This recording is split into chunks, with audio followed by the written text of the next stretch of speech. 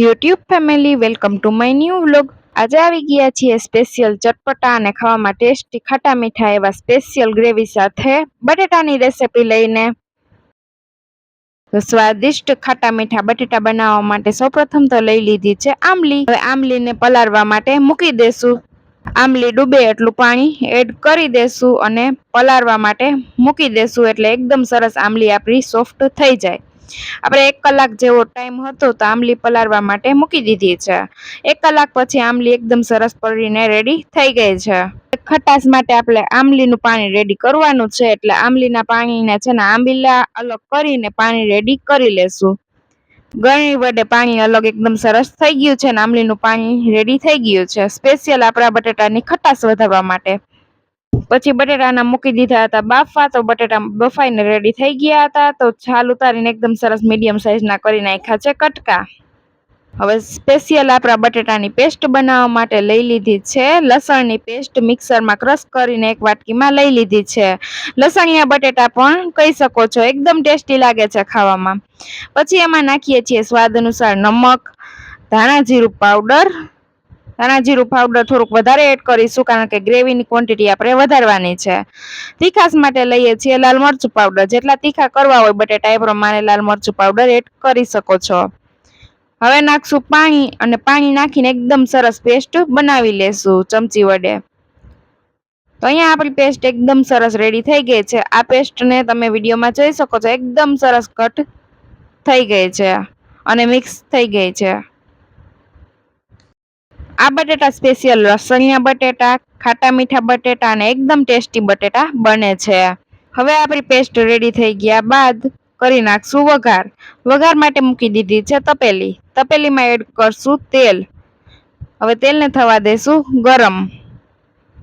તો આપણું તેલ ગરમ થવા માંડ્યું હતું તપેલીમાં, તો હવે એડ કરી દેશું આપણી સ્પેશિયલ પેસ્ટ, જેમાં લસણની પેસ્ટ, લાલ મરચું પાવડર તીખાસ માટે, ધાણા જીરું પાવડર, નમક સ્વાદ અનુસાર. અહીંયા હળદર પાવડરનો ઉપયોગ કર્યો નથી. હવે આ પેસ્ટને તેલમાં મિક્સ કરીને એકદમ સરસ એમાંનું પાણી બળી જાય ને અડધું ત્યાં સુધી પાકવા દેવાની છે એટલે પેસ્ટ એકદમ સરસ પાકી જશે. થોડીક જ વારમાં આપણી પેસ્ટ પાકવા માંડી હતી તો હવે નાખીએ છીએ આંબલીનું પાણી.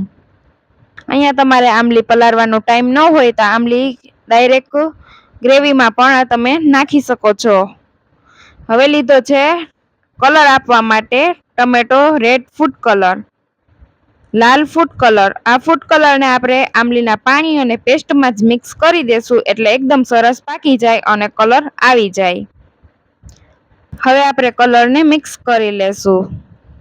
હવે આપણું કલર મિક્સ થઈ ગયું છે ને એકદમ સરસ આપણી ગ્રેવી છે ને બટેટાની ઉકળવા માંડી હતી. ત્યારબાદ લીધો છે 1 ચમચી જેટલો આપણે ગોળ લીધો છે.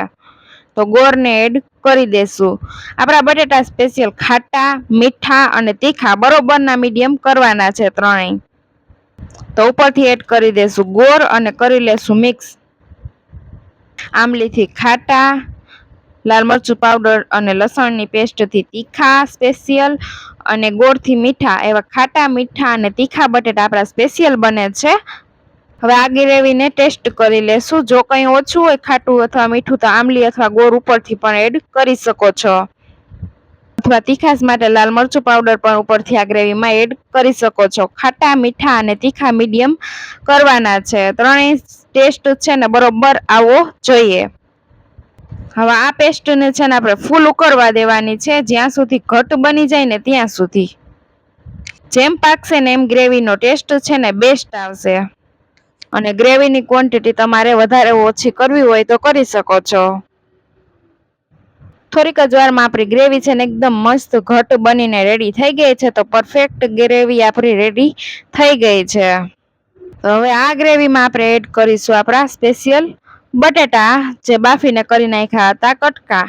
કટકા અહીંયા મીડિયમ સાઈઝના રાખેલા છે, તમે નાના મોટા પણ કરી શકો છો. હવે બટેટા એડ કરીને બટેટાને કરી લેશું મિક્સ. અહીંયા ગેસની ફ્લેમ સ્લો રાખીશું એટલે બટેટા એકદમ સરસ મિક્સ થઈ જાય ને પછી જ આપણે 1 મિનિટ માટે જ ખાલી છે ને ફ્રાય કરવાના છે, પાકવા દેવાના છે એટલે મસાલો એકદમ સરસ ચડી જાય. તો બટેટા આપણા એકદમ સરસ મિક્સ થઈ ગયા છે અને લાલ ચટાકેદાર ખાવામાં એકદમ ટેસ્ટી. અહીંયા બટેટા તમે એમનેમ પણ ખાઈ શકો છો અને ભૂંગળા બટેટા પણ સાથે ખાઈ શકો છો. ખાવામાં એકદમ ટેસ્ટી લાગે છે. તો તૈયાર છે આપણા એકદમ સ્વાદિષ્ટ ખાટા મીઠા અને તીખા સ્વાદમાં બેસ્ટ એવા સ્પેશિયલ ગ્રેવી બટેટા.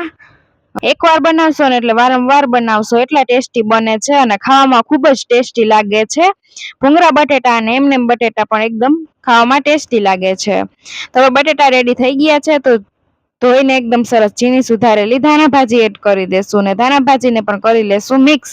સ્વાદિષ્ટ બટેટાની રેસીપી ગમી હોય તો વિડીયોને કરી દેજો લાઈક, કરી દેજો શેર કરી દેજો, એટલે બીજા બહેનો એકદમ સરળતાથી બનાવી શકે, અને ચેનલને કરી દેજો સબસ્ક્રાઈબ.